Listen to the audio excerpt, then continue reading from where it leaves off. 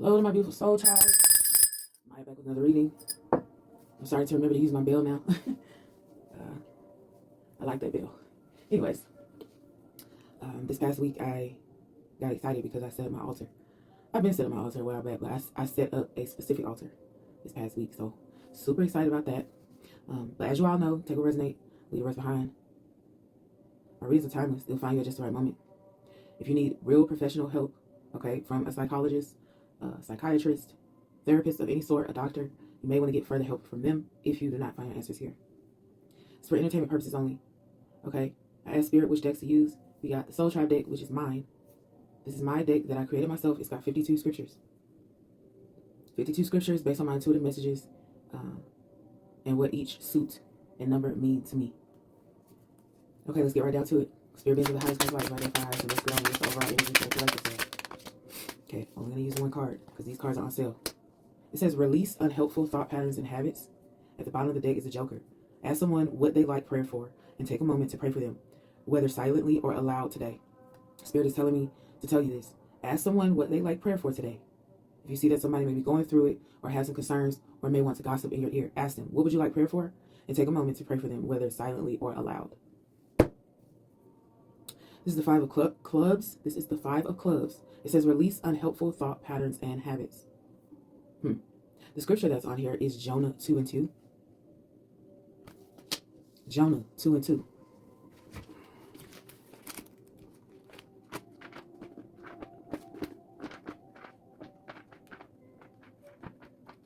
Y'all, where's Jonah? I know it's in the Old Testament. I know that much. Let's go to the beginning, shall we? So we can find Jonah. And no shame in my game, okay? I'm going to look at what Jonah is.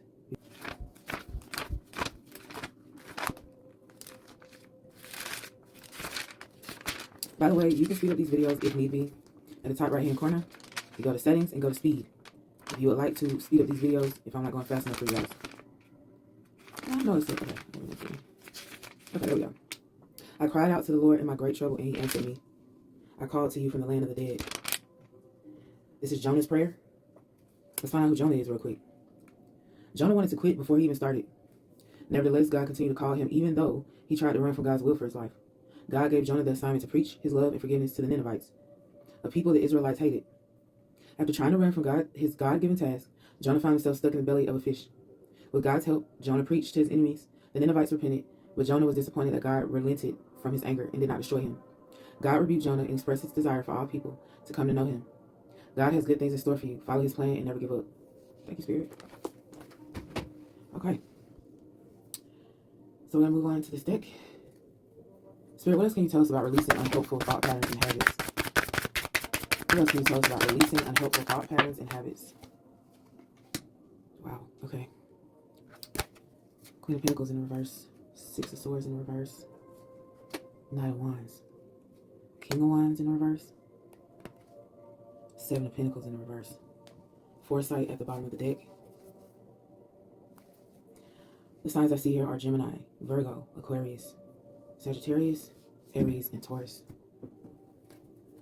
Spirit, can you clarify this spread that's in front of us? Can you clarify this spread in front of us? The Four of Swords and the Two of Pentacles in reverse. What's this Two of Pentacles in reverse? Seven of Cups in reverse. So the new signs are Scorpio, Capricorn, and Libra. At the bottom is the Four of Cups in reverse. Spirit, can you please clarify the Seven of Cups with the deck, please? Okay. Family room. Someone here may be 21 years old, 32 years old, 23 years old.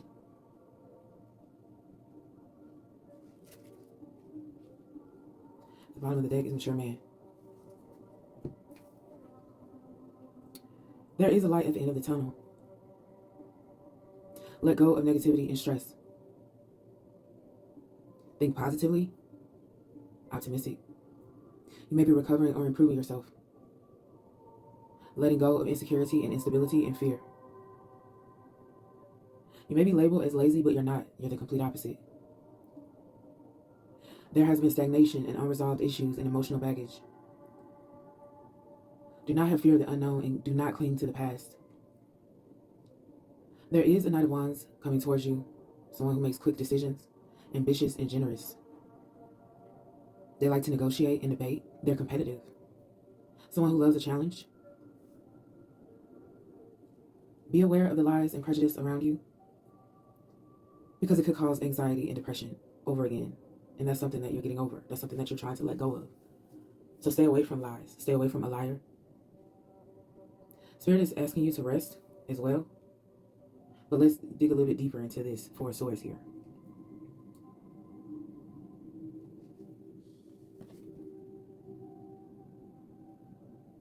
Okay, so this Four of Swords, it says, do not overwhelm yourself with tasks. Take time to sit and relax. This card represents a sense of calm. The knight lays upon the tomb with 3 swords above him, and the 4th lies beneath him. The hanging swords represents the endured sufferings, and the 4th sword denotes the end of the fight. The woman in the stained glass window symbolizes the feelings of association, love, and warmth. When you draw the 4 swords in your reading, it urges you to take a rest before embarking on a new challenge. You have achieved your first milestone. Now you can recharge yourself for the next phase. It's essential to relax and restore your energy to remain healthy and productive. Constant tension and stress will eventually drain your energy. It may throw you off guard. You've emerged victorious through pains and sufferings. But life isn't over yet. Some challenges are around the corner. And the 4 Swords card suggests you take a break to declutter your mind and replenish your strength to strengthen your connection with your higher self. It's a time to review your progress and reset priorities in life.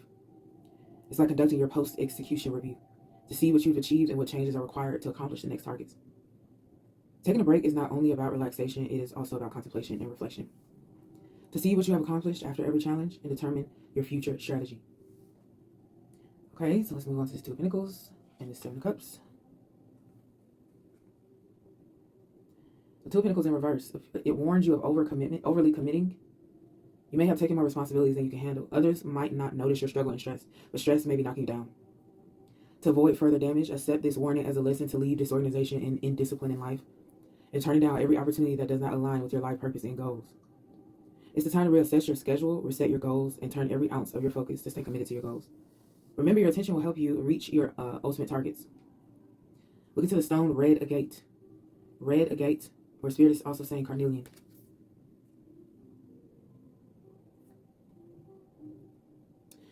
Okay, so the 7 of Cups reverse is when you're caught up between the devil and the deep sea. Your creative imagination pulls you to think differently and to try new things.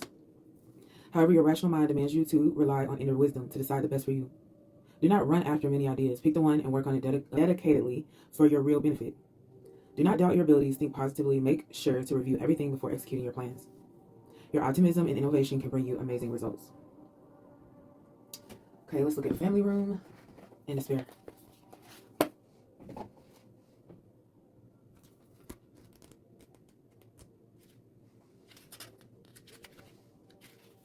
Mid-morning coffee is served in the drawing room, true to Victorian style. The drawing room in better houses was often former parlor and was a place to withdraw to for entertaining close friends and family. Society visits would have been kept in the former parlor. So we know we're now in a welcoming and supportive place where secrets and personal matters may be shared. Someone may be 47 years old or 48. Literally, it's a room and stands for all private and enclosed spaces, like living rooms, hotel rooms, offices, or doors, apartments. It represents privacy and intimacy. This sense of closeness can also refer to the time and place, as in soon, near, or right next to you, or shortly, no more than a month.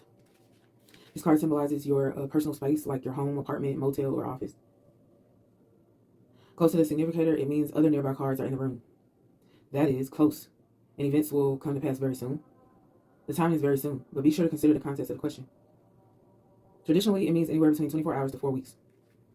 Hold fast to the present now. This card describes everything that's very close, whether temporal or spatial. It's also a card that indicates your home, privacy, and all rooms and apartments you can retreat to. Okay, so it's right next to this despair. Here we meet a man in shabby clothes, a member of the working poor, distraught from unemployment, reduced to letting a tear slip in the street, literally grieving or weeping. It can also be severe stress leading to emotional exhaustion.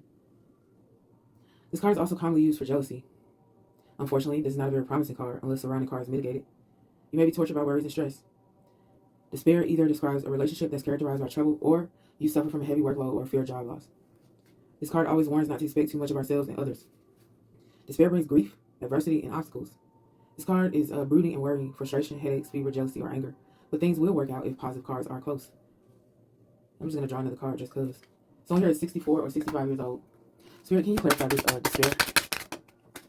Okay. Privileged lady. 3. Yeah, you may be seeing 3-3. Let's see. Yeah. So privileged lady. Let's read that. This reading might be a little longer than the last one, but that's okay. The privileged lady is the epitome of wealth, ease, youth, health, beauty, and charm. As she strolls across the wide lawn past the orchid house, lavishly dressed in the latest fashion, she gives us the relaxed look of a lady used to admiration. This card stands for fun, creativity, luxury, and the good life, and all beautiful things. She's the female counterpart of the wealthy man, but with other challenging cards, she can be wayward, headstrong, and stubborn. She's a young woman, a daughter, a younger mistress. When this card isn't referring to a person, it's talking about the lucky phase, being carefree with no worries. It says that this is usually a positive card, but near bad ones, it could be family-related grief. Wow. Okay, so that is your reading for today. Thank you so much for tuning in. I'll see you on the next one.